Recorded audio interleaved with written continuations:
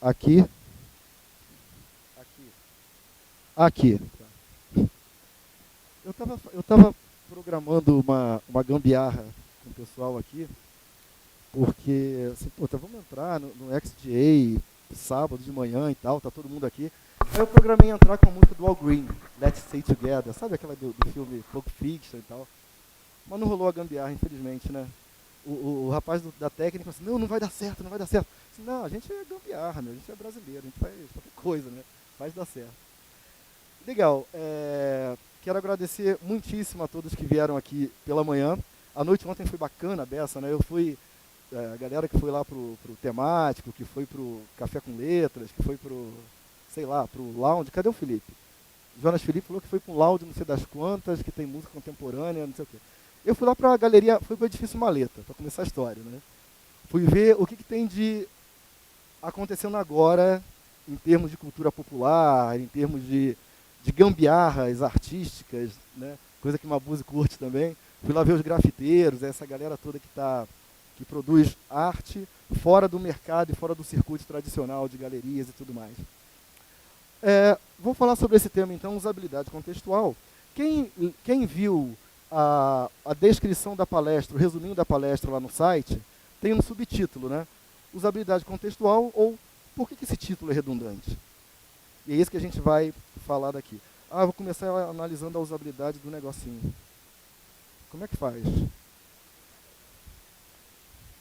Não, é sério, eu tenho problema. Produção? Como é que faz, gente? Não está indo.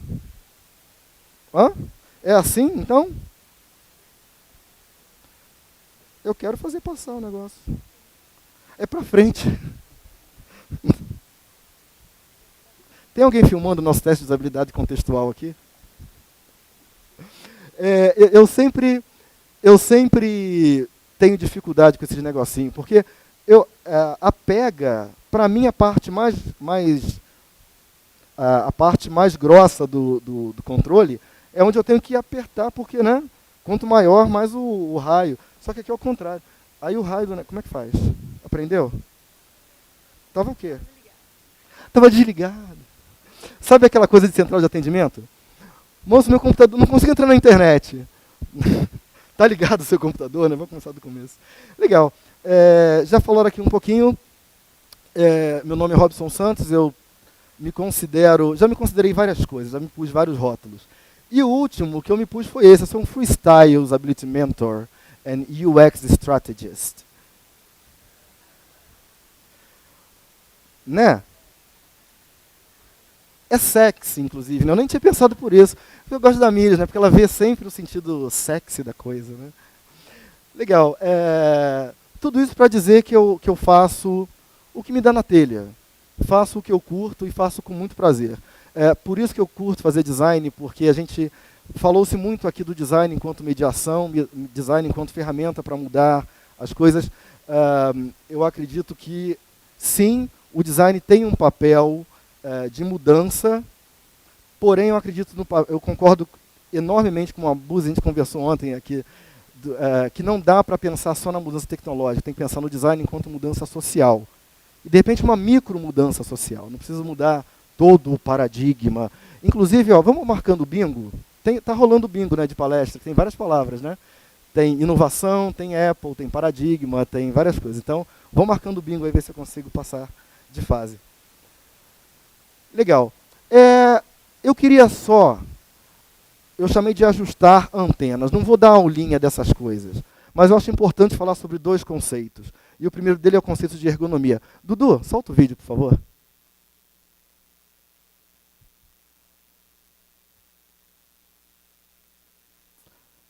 Tem um botão de play ali. Command F, para ficar a tela cheia.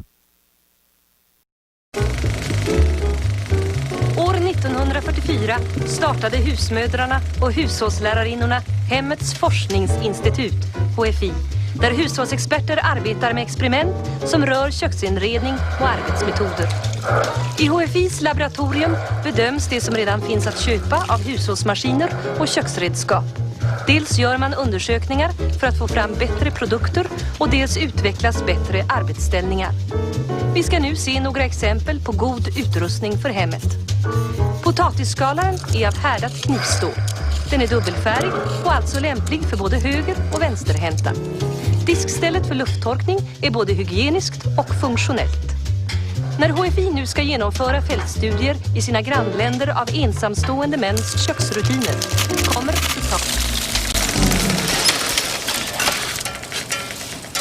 Legal. Esse trechinho que a gente viu é de um filme, uma produção sueco-norueguesa chamada Histórias de Cozinha. É um filme de 2003. Então a ideia ali é o seguinte, havia um instituto de pesquisas para o lar e o objetivo era tornar os ambientes domésticos os mais funcionais possíveis. Então a gente viu ali fazendo um teste, né, muito contextual e muito natural, né, para medir o esforço que a pessoa tinha. Tinha ali um troço, não sei que nome tem aquilo, para ver o ar que ela respirava, a quantidade de esforço. E o filme continua, aquele foi o primeiro experimento que eles fizeram com donas de casa. Aí o filme continua com um segundo experimento, que é fazer uma análise in loco para melhorar a eficiência das cozinhas de homens solteiros que moram no interior da Suécia. E aí o método utilizado foi o seguinte: eu tenho que observar o solteiro dentro lá da sua cozinha. Então tinha lá, em cada cozinha, tinha, sabe, cadeira de árbitro de basquete, de vôlei, né? Em cada cozinha de solteiro foi colocada aquela cadeirona e o cara ficava lá em cima, tomando nota de tudo que acontecia. Sabe aquelas coisas de análise da tarefa tradicional, que você ficava fazendo todos os trajetos, representando no diagrama os deslocamentos, para ver onde é que a pessoa se desloca mais e tentar otimizar. E aí o filme é bem bacana, porque no final, o cara que era o cobaia, o observado da pesquisa, ele se sentiu ludibriado, porque o brinde que eles ofereceram como recompensa para participar da pesquisa era um cavalo. Sabe aqueles cavalos de neve, né, que tem um patão, assim, tudo... E o cara, porra, o cavalo, né, é óbvio que eu vou me... Só que o cavalo que eles deram de brinde era uma esculturinha sueca, que é tradicional na Suécia, né, uma esculturinha de cavalo desse tamanho. Aí o cara falou assim, não vou participar dessa bosta dessa pesquisa. Aí ele começa a sabotar a pesquisa. O filme é maravilhoso, porque do ponto de vista da pesquisa, a gente vê assim, como é que a gente comete erros ao dar um input para o participante e como é que os comportamentos do participante são afetados pelos erros que eu cometi na hora de desenhar a pesquisa. E aí, no decorrer do filme, a gente percebe que o cara, o cobaia, ele tinha um cavalo daqueles que estava doente. Então, ele só participou da pesquisa por causa do cavalo.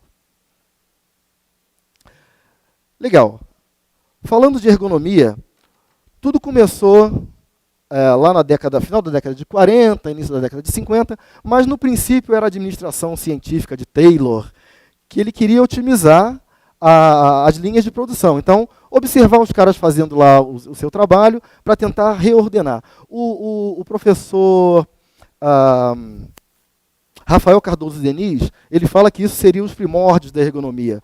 Era a administração, mas de alguma maneira eu estava analisando o trabalho para poder, de alguma maneira, botar ali eficiência. O tempo passou um pouquinho, e lá final da década de 40, com a Segunda Guerra, começou-se a tentar aprimorar a qualidade do belicismo norte-americano. Sejamos bem claros.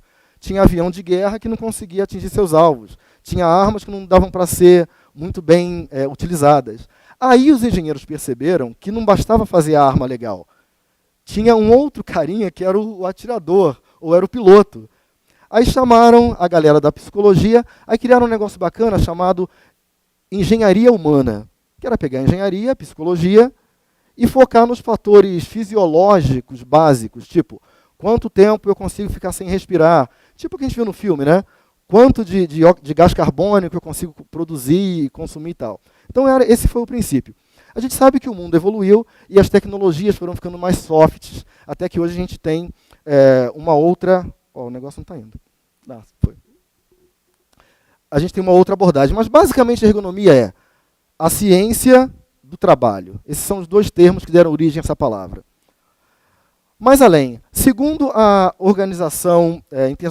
Associação Internacional de Ergonomia, é uma disciplina científica preocupada em entender as interações entre seres humanos e os outros elementos do sistema. Então, entre o ser humano e a cadeira, entre o ser humano e a filmadora, entre o ser humano e esse negocinho da Logitech, entre o ser humano e o website, whatever. Mais ainda, essas são as divisões clássicas da ergonomia. Sempre foi assim, ergonomia física, ergonomia cognitiva e a ergonomia organizacional.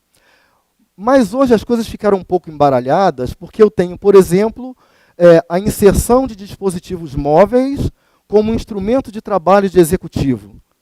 Aí eu vou estudar essa tarefa em qual das áreas da ergonomia? Porque a ergonomia física é isso aqui, é o segurar no troço. A ergonomia cognitiva é tomada de decisões.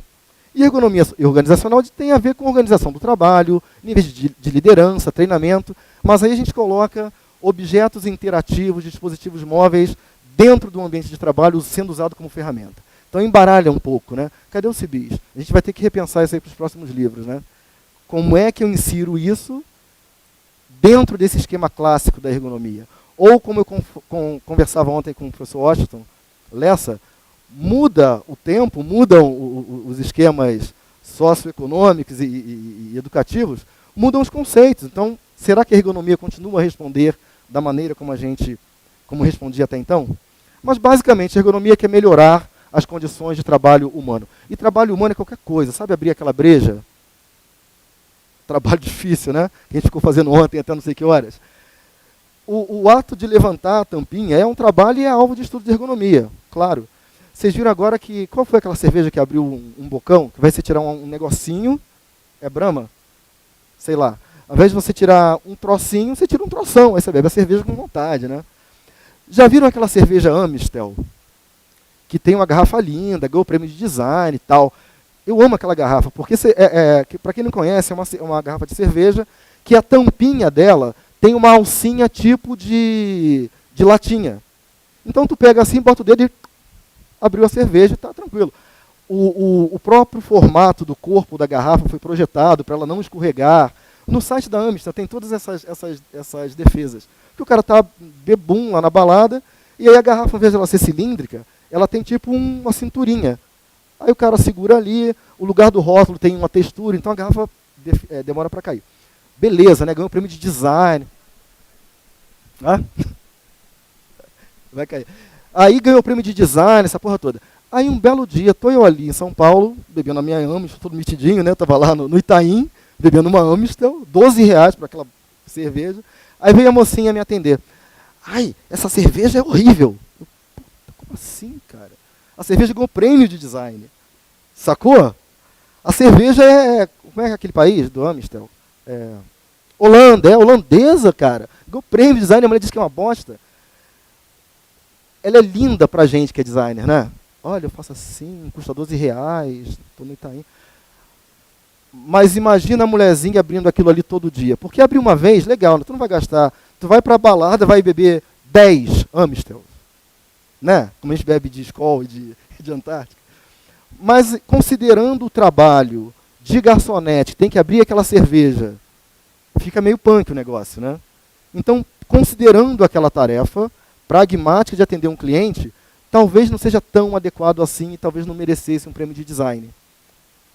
Mas eu adoro aquela garrafa da cerveja. Eu sou emocional, né? Emotional design total.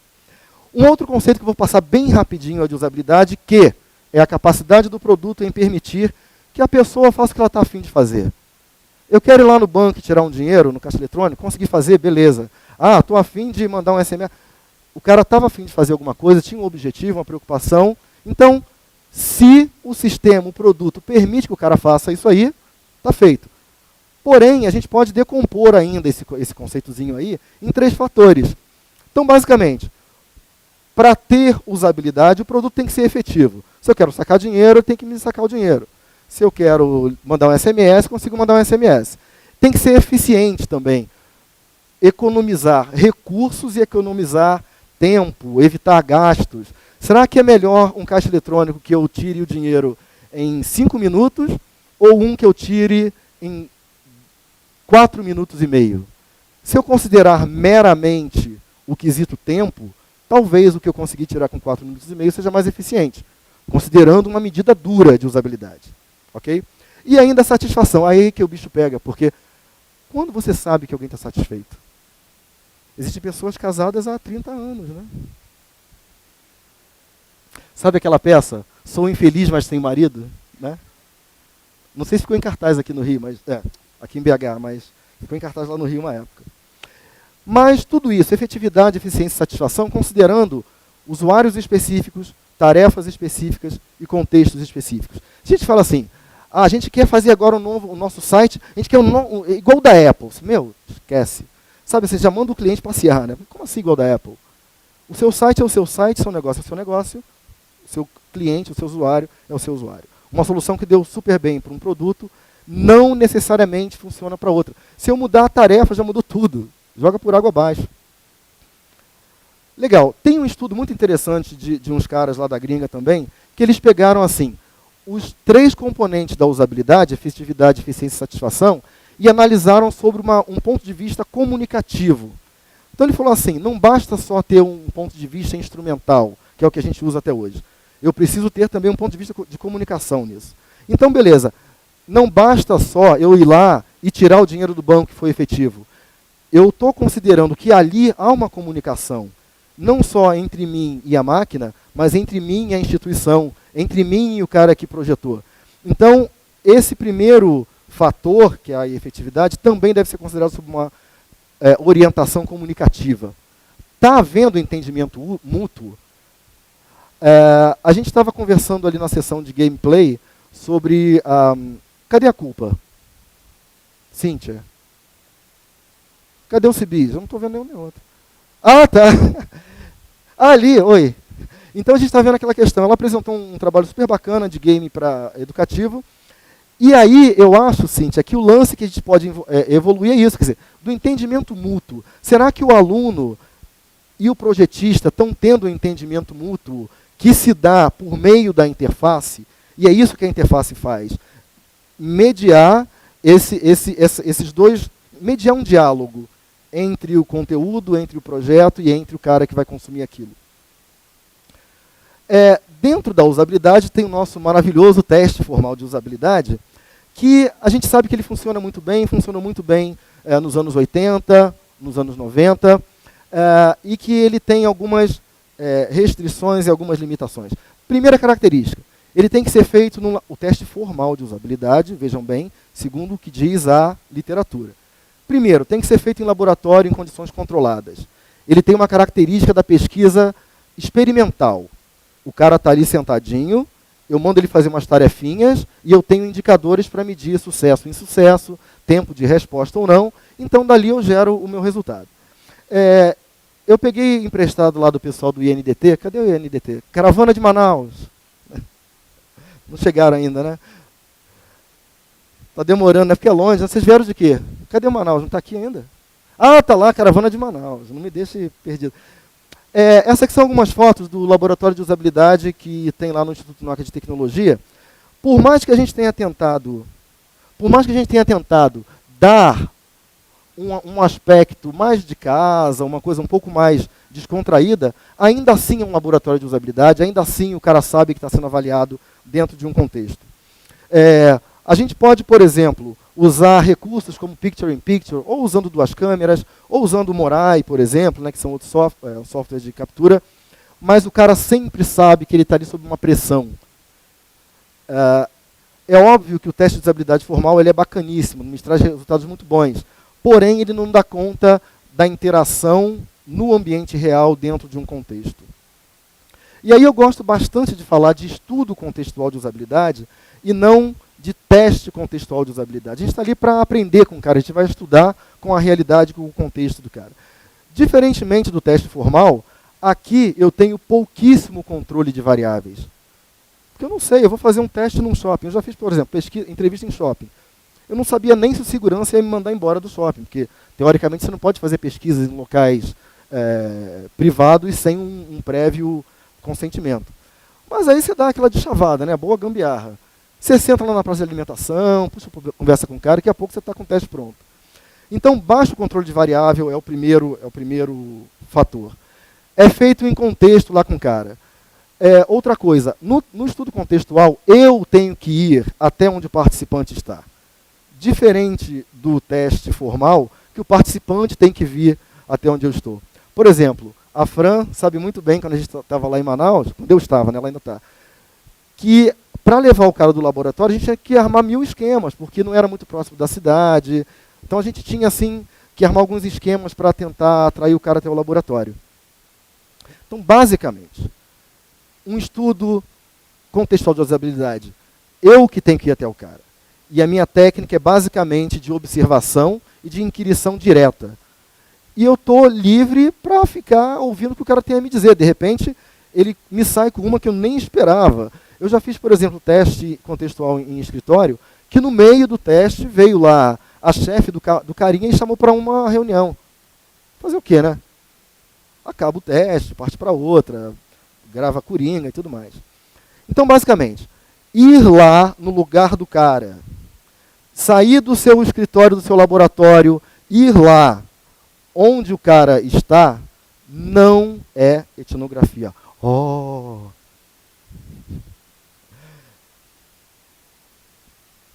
Que bomba, então, é essa de etnografia? Todo mundo já sabe, né? Não vou chover numa molhada, não. Mas, basicamente, é uma técnica das ciências sociais, antropologia e sociologia, que vão a campo, convivem com uma cultura. E o objetivo da etnografia é descrever. A etnografia é um documento que descreve a cultura de uma comunidade. Claro, estou fazendo uma definição muito por baixo, mas é basicamente isso. Basicamente, é uma descrição da cultura de uma comunidade. A gente não faz isso. A gente vai lá pontualmente, a gente vai lá no campo para saber avaliar um fato, para observar uma situação, voltar para o escritório, transformar em requisito de projeto e botar aquilo no mercado e dar super certo. Eu gostei bastante quando o Brian Rink falou no primeiro dia, que ele disse que a empresa onde ele trabalha, que eu não vou falar o nome, senão vai ser mais um ponto no bingo, a empresa onde o Brian Rink trabalha, usa métodos de estilo etnográfico. Ok, eu uso técnicas de inspiração etnográfica, uso técnicas de estilo etnográfico, baseados na etnografia.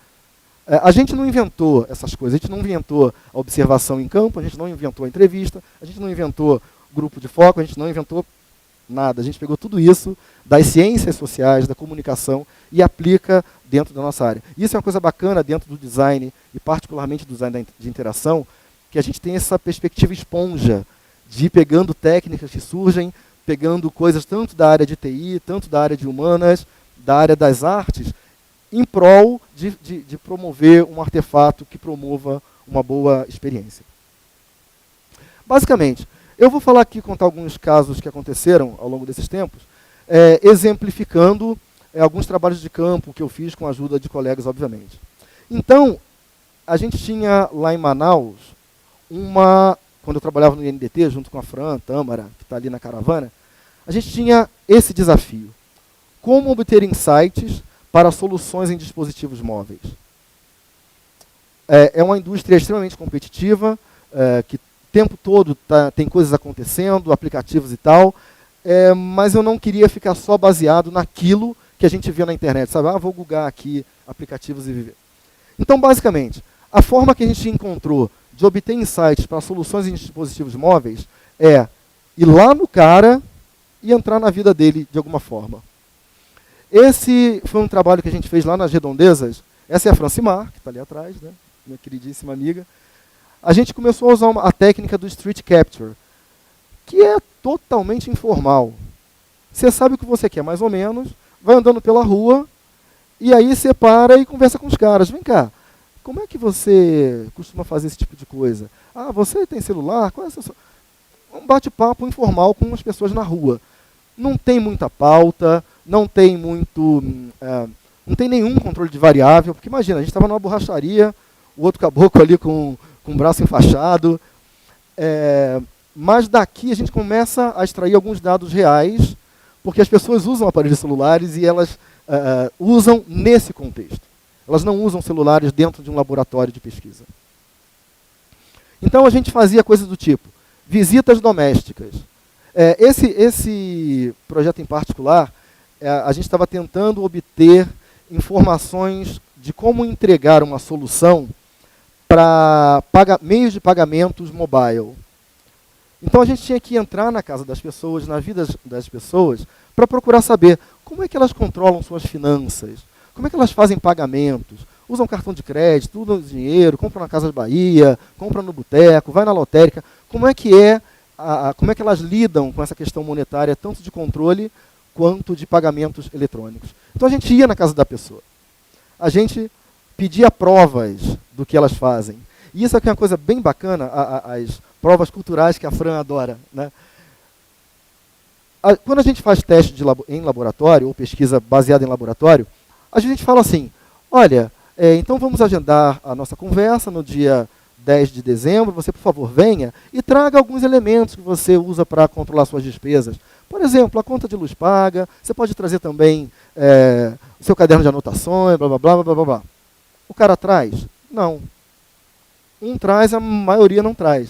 Mas se você vai na casa do cara, é bacana porque, dependendo da abordagem, da conversa, do salam aleque, você fica ali, o cara te entrega tudo. Ele te entrega tudo. Então a gente acaba tendo acesso a isso, a conta de luz que o cara... Cadê? Como é que faz? Que o cara pagou ou não pagou.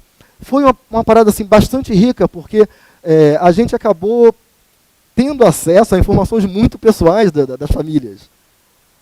Porque, no final, começa a rolar empatia, eles começam a sacar que a gente está interessado neles como pessoas que detêm a informação que me é importante. Então, o primeiro passo para a gente fazer trabalho de campo é me colocar na posição de aprendiz com aqueles caras. Diferentemente do laboratório, que a gente é meio que, eu sou o pesquisador, por favor, sente-se aqui, fica à vontade. Ali não, o cara está me convidando para a casa dele. Eu estou sendo um intruso. Aí tinha coisas, por exemplo, a gente fez uma pesquisa lá em Recife, parte da pesquisa numa área de baixa renda lá no Recife. O pessoal, era uma pesquisa, sabia lá o que era pesquisa. A gente chegou, levou café da manhã para os caras, montou uma mesa, bateu papo, deu todinho para o filho deles, não sei o quê. Os caras no final falaram assim, nossa, eu não sabia que pesquisa era assim. O cara, ele era capoeirista, não sei o quê. O cara curtiu tanto. No final ele deu pra gente uma medalha de capoeira que ele tinha lá. Eu achei muito foda, porque imagina, tu vai lá para aprender com o cara, você inclusive leva um brinde, né? Era um vale compras da Americana, sei lá, e o cara curte. Então isso assim, isso é bom demais. Aí a gente estava precisando de algum participante. Olha, a minha vizinha aqui de cima. Assim, cara, eu não vou desperdiçar mais um participante da pesquisa, né? Eles foram lá em cima, chamaram a vizinha desceu, conversou com a gente, chamou o filho, virou uma fuá lá na casa do cara, né? Aí no final, não, vamos almoçar, não sei. Se não, peraí, a gente queria muito, mas a gente tem que ir para outro campo. Então, e aprender com o cara, isso que eu acho mais importante, assim, a gente se colocar numa posição de que eu não sei nada e é ele que está me ensinando. E aí o cara cresce, sabe? E ele começa a te entregar tudo, sabe? É muito bacana isso. Então, por exemplo, ter acesso à família. E olha, a galera se produz para receber a gente lá. Né, Fran? Isso aqui foi lá em Manaus. A família toda bonitinha, sabe? Arrumadinha para receber a gente. Isso é lindo, cara. E aí eles entregam mesmo, vão conversando. Aí você mostra conta de luz, mostra cartão de crédito, conta que... A gente foi fazer uma visita lá em Jacarepaguá. Era um domingo, era o dia que a família estava em casa. E aí, eu cheguei, foi muito boa essa. Eu cheguei e estava lá a dona de casa no churrasquinho dela, aquela coisa de, né, Zona Oeste carioca, né, ouvindo um sambinho, ouvindo uma cerveja. Chegou lá, ei, vem beber uma cerveja, não sei o que. Não, peraí, não posso, estou em trabalho, né. Não, mas depois, terminamos a entrevista, conversamos tudo lá. Agora traz a cerveja para ele, né.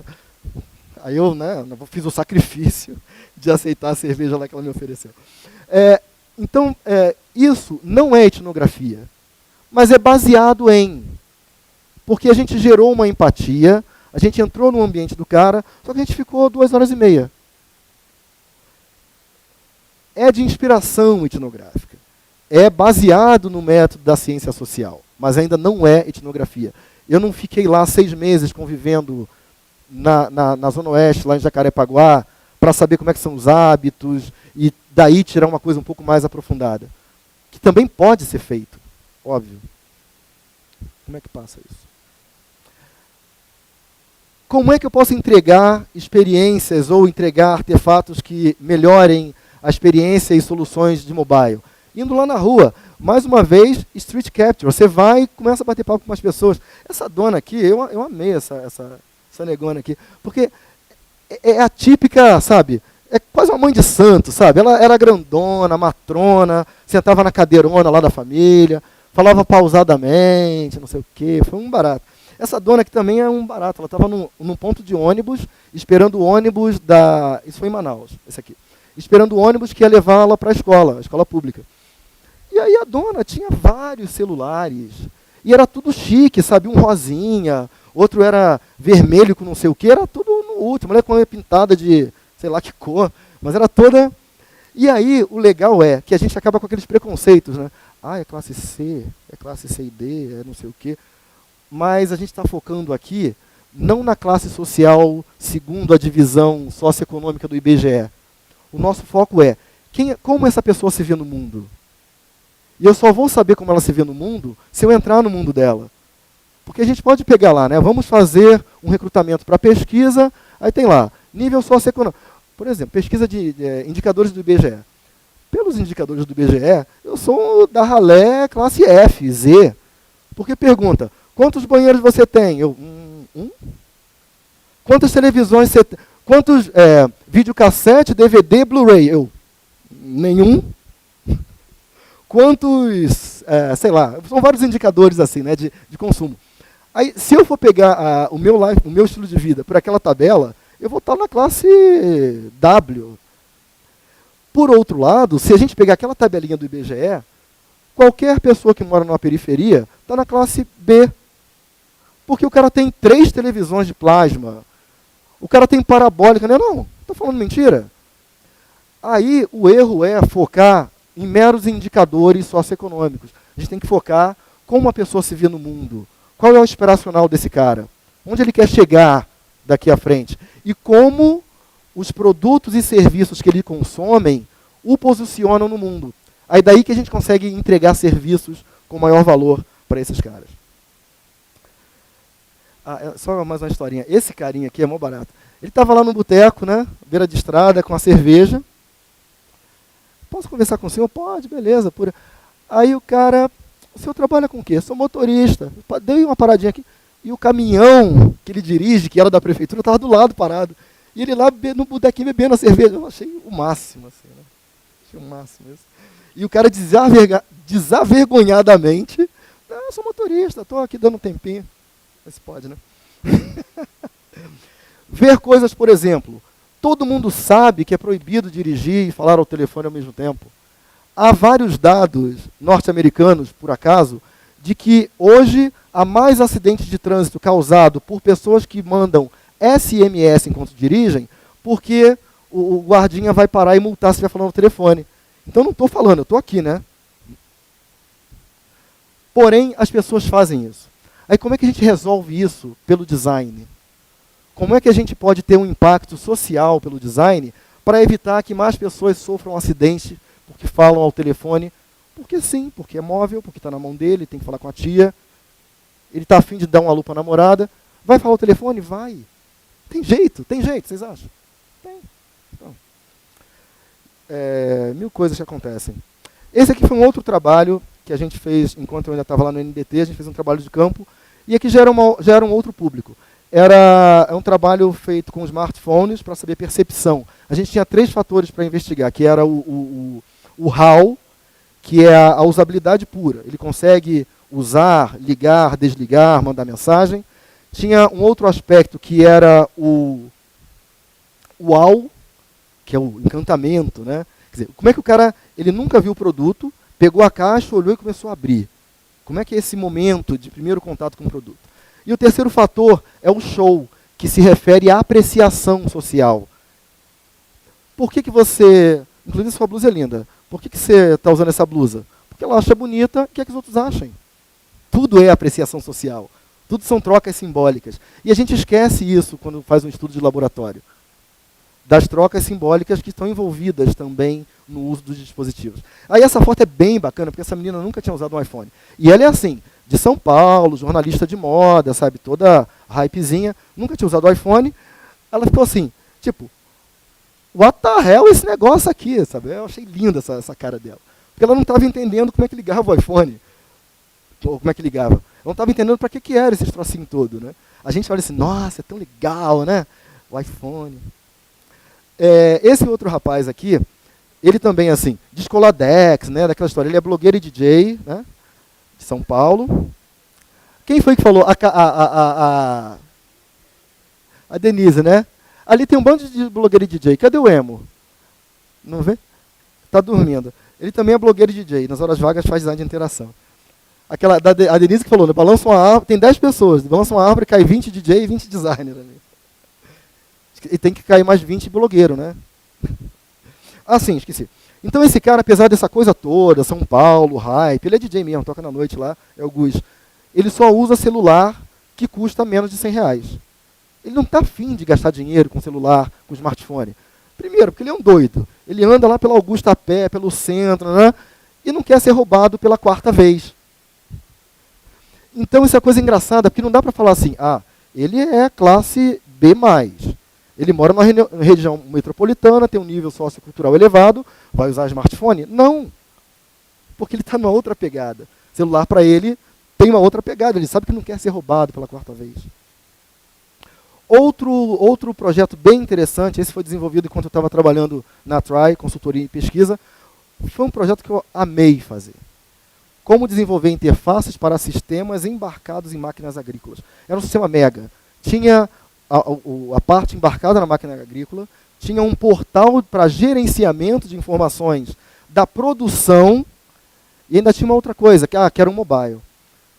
Vocês já dirigiram um trator, colhedeira de... Já, né? Todo mundo aqui já fez isso, né? Eu também não, meu. Como é que eu vou desenhar um negócio para isso?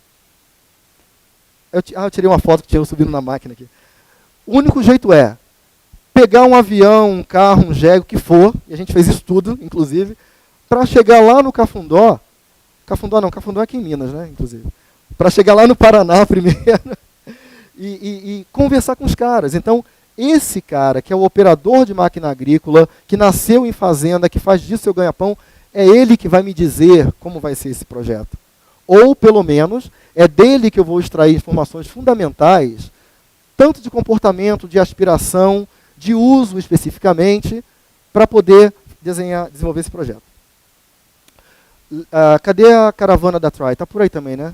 Então, diz para a Ercília que eu fiz o jabá, tá? Vocês são... Érico também está aí. Isso aqui é bacana, essa foto é fantástica, porque eles manipulam produtos químicos que são altamente... Acabou o tempo? Que são altamente tóxicos. Só que, eles não usam esse equipamento. Aí eu falei assim, por que esses caras não usam esse equipamento? Eu fui lá na casinha, pedi para eu vestir a roupa. É horrível usar essa roupa. Imagina usar essa roupa lá em Rondonópolis, que faz, sei lá, 45 graus com sombra. Não dá, os caras não usam, simplesmente. É regra de segurança, o equipamento está lá. Quando vai ter auditoria, eles vestem, mas no dia a dia, não. E aí, volta aquela questão, como é que eu posso mudar pelo design um comportamento desse? É possível? Eu sei lá. Talvez até não seja, né? Não sei. Não sei se o design salva o mundo, eu acho que não. Desculpem os que acreditam que acham. Mas a gente pode, de alguma forma, melhorar as condições. By the way, eu sou designer formado pela ESD. O que mais? Então lá, investigando os caras dentro da máquina, aprendendo novamente com ele. Tem que fazer o teste enquanto a máquina está andando. Então, a máquina só cabe uma pessoa. A gente montou um laboratório dentro da máquina. Gambiarra, né? Fita adesiva, um monte de coisa para testar aquilo lá dentro. Essa foi a melhor gambiarra de todas. Vamos fazer entrevista com os caras da catadores de cana. Fomos na usina. Não, os caras estão lá, pode ir lá. Só que a usina era aqui, onde eu tinha computador, mesa. Os caras estavam lá na lavoura, quilômetros de distância da usina. Pegou o carro, vamos lá então na usina fazer o teste? Não. Eu não posso pegar o cara da lavoura e levar para a usina. A gente montou o laboratório de usabilidade aqui na traseirinha do Palio. É Palio, sei lá, acho que é. Botou um computador aqui, botou o computador aqui. Cadê o negócio? Ricardo Yamamoto ficou lá dentro com o Morai Observa, e eu fiquei aqui em pé com os caboclos fazendo a entrevista. Sussa. O que a gente queria é ouvir os caras. Vamos em frente. Ah, o cara mora lá no meio do mato, não entende nada de tecnologia. Olha para isso. Sabe tudo, meu. E ainda dirige um bichão daquele tamanho. Aí, andando pelo mundo, você vê, olha as gambiarras. O cara pegou um Fusca e fez um conversível, meu. Quem fez esse conversível é esse caboquinho aqui, ó, baiano lá do oeste, que está aqui dormindo. O cara passa o dia na rede, né? Se por acaso engatar um carro lá, ele vai e abre. Gambiarras, o cara usando uma antena para melhorar o sinal da TV que ele tem no Xing Ling dele. Então ele pegou um fio de lá, um arame, amarrou lá fora, e a gente viu num posto de gasolina. O nosso espírito, dá até tempo de ser hype, né? Aí você leva a sua lomograph, tira umas fotinhas, bota no Flickr, tudo mais.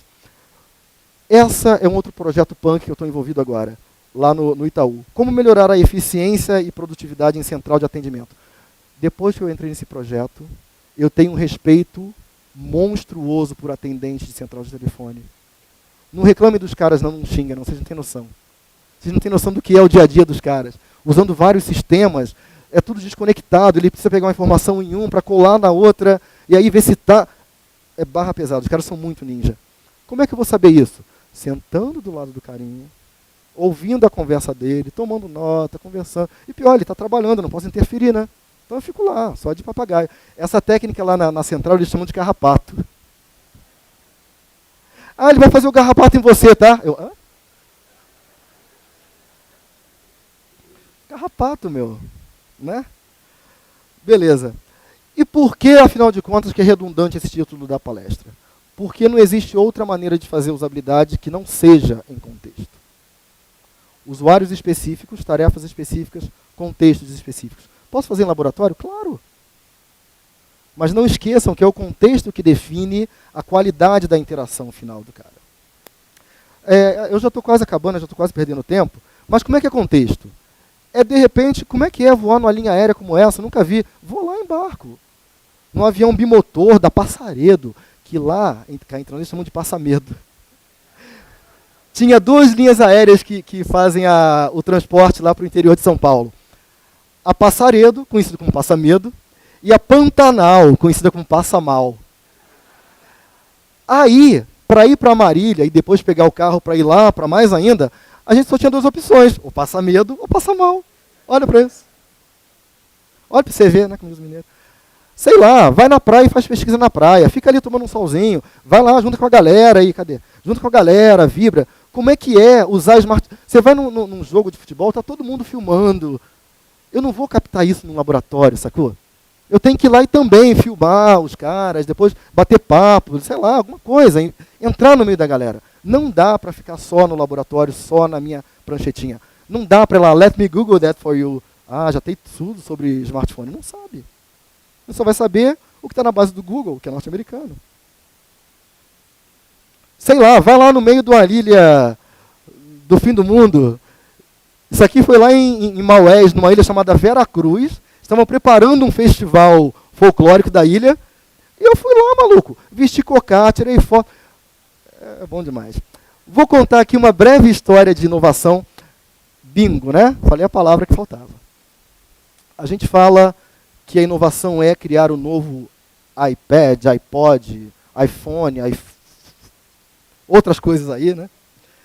Mas será que o nosso DNA, será que o que a gente vive, a nossa história, vai nos conduzir para esse tipo de inovação? Não sei, pode ser que sim. Mas onde é que está o nosso DNA? Nosso DNA está na gambiarra. A gente é uma gambiarra. A gente é gambiarra. Já leram Darcy Ribeiro, meu? O Povo Brasileiro. Leiam esse livro, assim. Para tudo agora, vai para casa e leiam O Povo Brasileiro. Leiam Roberto da Mata, O que faz do Brasil, Brasil?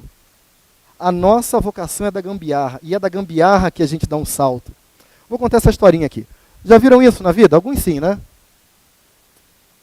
Coca-Cola azul. Meu, tá doido, né? Isso aqui existe em um lugar do mundo, e esse lugar é Parintins, Brasil. Por que chegou nesse ponto? Lá no início do século, a gente tinha tradições nordestinas, que estavam lá, né, Bumba Meu Boi, Parará, e aí houve uma migração em massa para o interior do Amazonas, promovida pelo próprio governo federal. Tinha que popularizar o interior do país, né? O ouro verde que estava lá, que era o látex. Então a gente tinha tradições nordestinas levadas ao Amazonas, e aí eles criaram algo totalmente novo, que não existia, baseado em artistas locais, materiais locais, juta, pano, sei lá o quê. Hoje em dia já tem LED importado da China.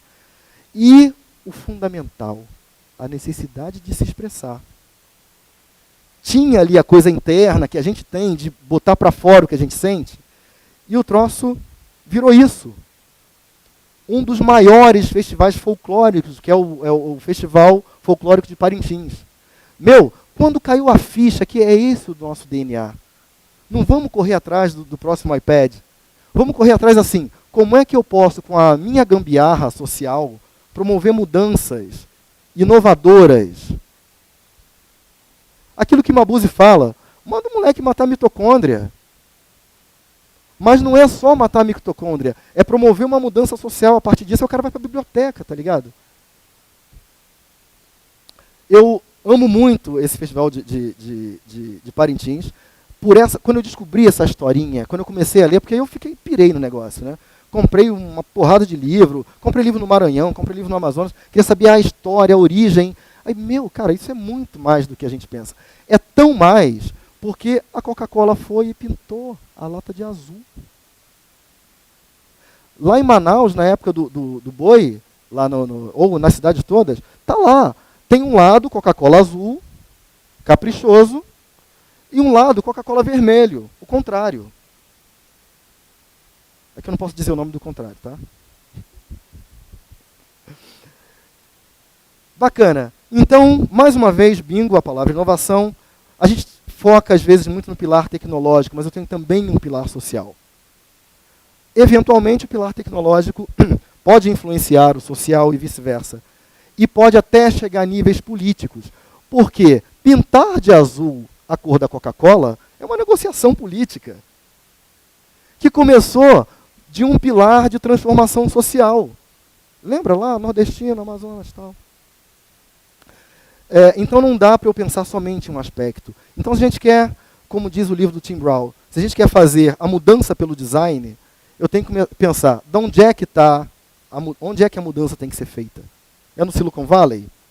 Talvez, em parceria, mas não dá só para pensar nisso.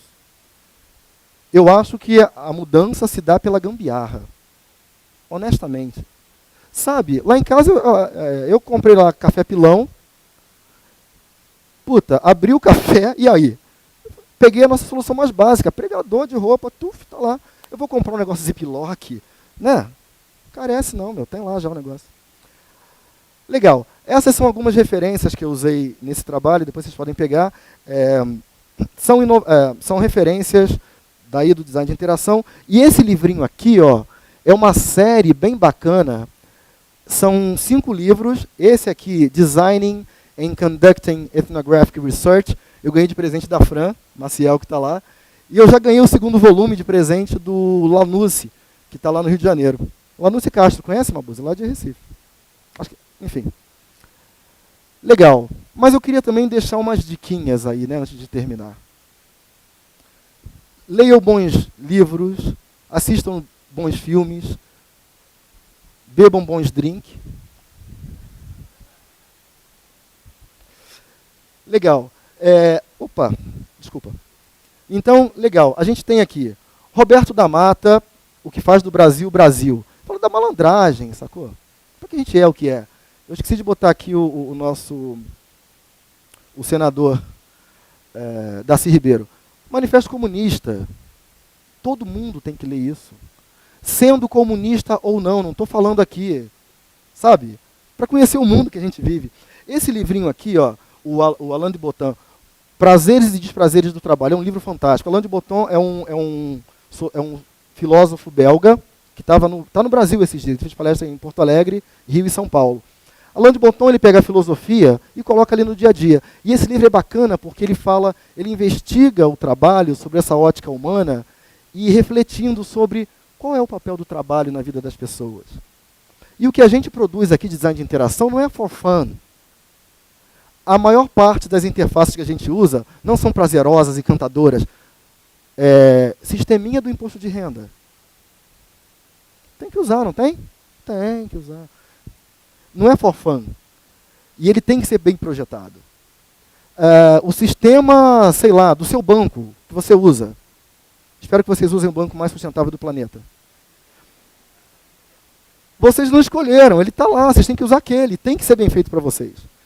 Cadê a caravana Itaú? Está aí ainda? Isso aí. Bacana. Filminhos legais. Aquele trecho que eu mostrei é desse filme Kitchen Stories. Ele é um filme sueco, /dinamarquês. Esse livro, Beleza das Máquinas, que é esse branquinho, é bem legal. Ele fala da engenharia e da busca da beleza. E a beleza é uma junção da simplicidade, da eficiência com a elegância. A beleza não é pintar de rosinha. A beleza, assim, o troço é simples e é eficiente. Aí você já vê a beleza. E aí a beleza está nos olhos de quem vê, literalmente, porque uma equação bem resolvida é bela para o matemático. Uma cadeia lá de moléculas bem composta é bela para os olhos do químico.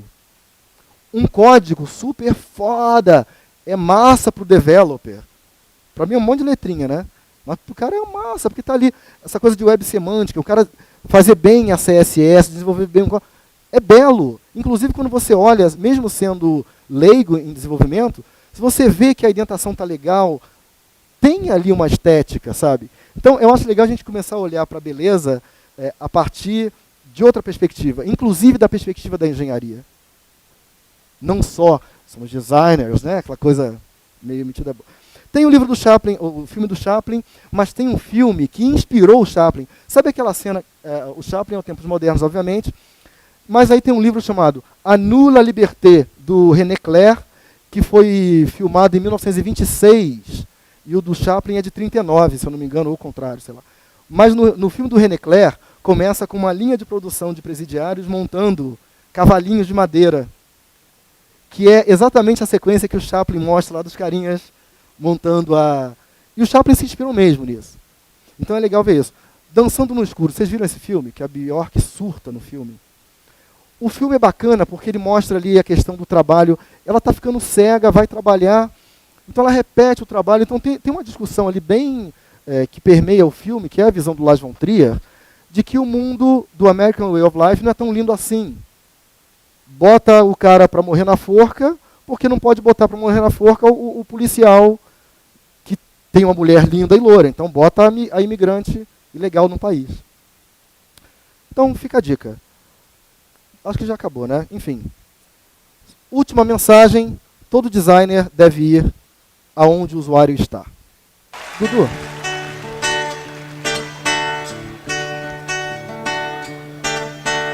Foi nos bailes da vida, um bar em troca de pão, que muita gente boa pôs o pé na profissão de tocar um instrumento